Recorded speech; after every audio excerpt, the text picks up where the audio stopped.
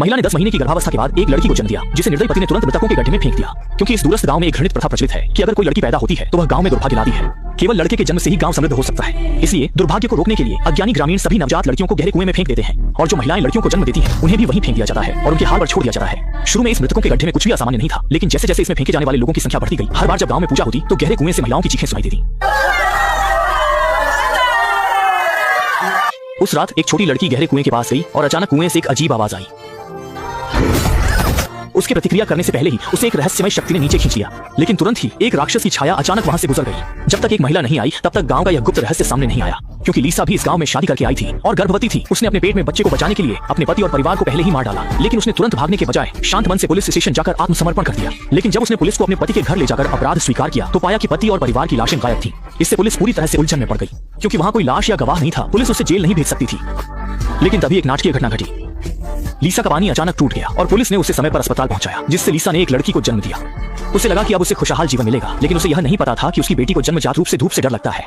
जैसे ही उस पर सूरज की रोशनी पड़ती, उसकी बाहें तुरंत जल जाती। बेटी की सुरक्षा के लिए लीसा ने उसे बिना धूप वाले घर में बंद कर दिया। उसे लगा कि वह अपने निर्दयी पूर्व पति से छुटकारा पा चुकी है और अब अपने वर्तमान पति के साथ सामान्य जीवन जी सकेगी। सोचा भी नहीं था कि उस रात बेटी के साथ एक डरावनी घटना हो गई। अचानक आई काली छाया ने उसे तुरंत डरा दिया, लेकिन जब उसने होश संभाला तो कमरे में कोई नहीं था। डर के मारे वह नीचे भागी और मां को पुकारने लगी, लेकिन मां इस समय बिल्कुल घर पर नहीं थी।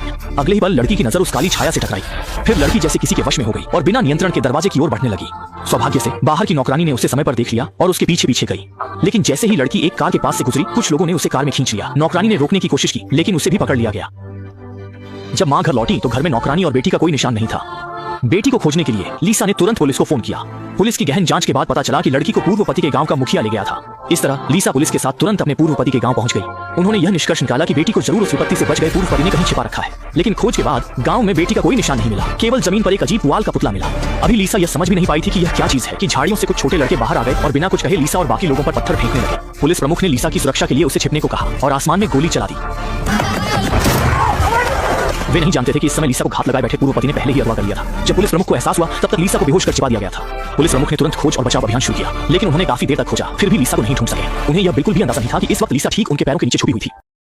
लीसा को पकड़ने के बाद सरपंच ने तुरंत ग्राम सभा बुलाई और निर्णय लिया कि एक पवित्र अनुष्ठान के माध्यम से लीसा के सिर को अंधेरे में रहने वाले राजकुमार को बलिदान किया जाएगा। उन्हें यह नहीं पता था कि ग्रामवासियों के मुंह में जो राजकुमार था वह वास्तव में एक ऐसा राक्षस था जो सालों से भूमिगत रहता था और सूरज की रोशनी नहीं देख सकता था। हर साल उसके हाथों सैकड़ों नवजात लड़कियां मर जाती थीं।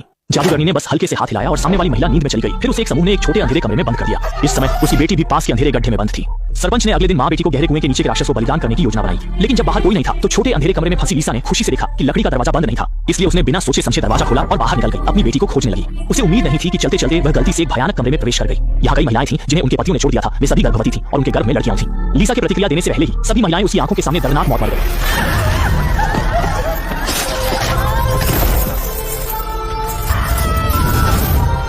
असल में वह अभी एक भ्रम में प्रवेश कर गई थी, ये महसूस करते हुए कि यह जगह लंबे समय तक रहने के लिए उपयुक्त नहीं है। लीसा ने फिर से अपनी बेटी की तलाश शुरू कर दी। उसे उम्मीद नहीं थी कि अगले ही पल उसने एक महिला की दर्दनाक चीख सुनी। असल में उसके घर की नौकरानी को भी यहाँ पकड़ लिया गया था।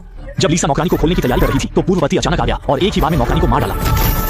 इसके बाद दुष्ट पूर्वपति ने छोटी चाबुक उठाई और लीसा को बेरहमी से सजा देने लगा। उसने लीसा को मौके पर ही पीट कर घायल कर दिया, जिससे वह बेहोश हो गई। पता नहीं कितना समय बीत गया, लीसा आखिरकार होश में आई। वह धीरे धीरे रोशनी की ओर रेंगने लगी, यह सोचकर कि वह अब बच जाएगी, लेकिन वह रेंगते रेंगते अचानक गलती से गहरे गड्ढे में गिर गई। उसने सोचा कि अब वह पूरी तरह से बच नहीं पाएगी, लेकिन अगले ही पल सीमेंट का फर्श अचानक टूट गया। उसने कुएं के नीचे कई महिलाओं को देखा जो प्रताड़ित होकर मर गई थी। जीवित रहने की इच्छा से प्रेरित होकर उसने पानी की सतह से बाहर निकलने की पूरी कोशिश की, लेकिन वह अभी तक ठीक से सांस भी नहीं ले पाई थी कि अचानक उसके पीछे से 10 महिलाओं की लाशें निकल आई और मृत नौकरानी भी उनमें थी।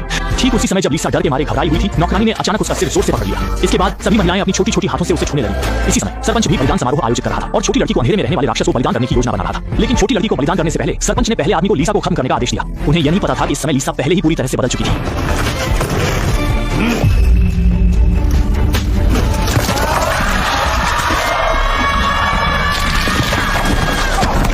पूर्व पति ने देखा और फिर से हमला करने की कोशिश की, लेकिन अगले ही पल लीसा ने उसकी हड्डी एक झटके में तोड़ दी। डर के मारे वह लुढ़कते पुढ़कते भागने लगा, लेकिन लीसा उसे कैसे जाने दे दी। लीसा ने बिना कुछ कहे अपने पूर्व पति को पहले से झेले हुए सभी अत्याचारों का दुगना वापस कर दिया। इसके बाद उसने पूर्व पति के सिर पर वार कर उसे बेहोश कर दिया।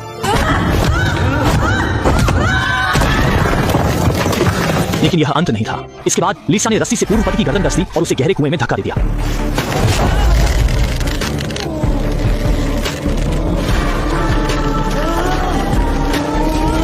उसने अपने पूर्व पति की सांसें पूरी तरह से रोक दी और इस समय लिसा के पास कई आत्माएं खड़ी थीं जो लड़की पैदा करने के कारण दुखद मौत का शिकार हुई थीं।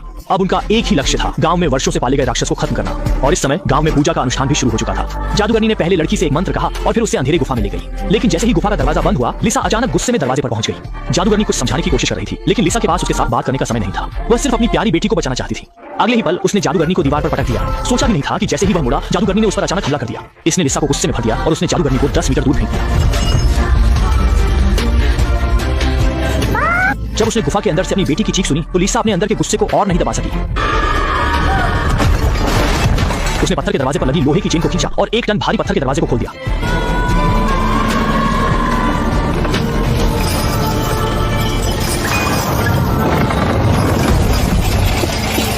उसने गुफा की ओर जाने वाला रास्ता सफलतापूर्वक खोल दिया। सौभाग्य की बात है, इस समय बेटी पूरी तरह सुरक्षित थी। अंत में लिसा ने इस बुरे संगठन को नष्ट कर दिया और अपनी बेटी के साथ इस जगह से भाग गई। और दुष्ट गांव के मुखिया और अज्ञानी ग्रामीणों का भी अंत अच्छा नहीं हुआ। उन्हें पुलिस ने सीधे थाने ले जाकर जेल में डाल दिया। तभी जाकर यह बेहुदा तमाशा आखिरकार पूरी तरह खत्म हुआ। इस प्रकार फिल्म समाप्त होती है। पितृसत्ता की प्रवृत्ति सामंती समाज के उत्तरार्ध में सबसे स्पष्ट थी, जिसका मुख्य कारण सामाजिक संरचना, कन्फ्यूशियस नैतिकता और कृषि आर्थिक मांग से जुड़ा था। दुख की बात है कि अब 2025 हो चुका है, फिर भी कुछ दूर दराज के गांवों में पितृसत्ता की सोच अभी भी चारों तरफ फैल रही है।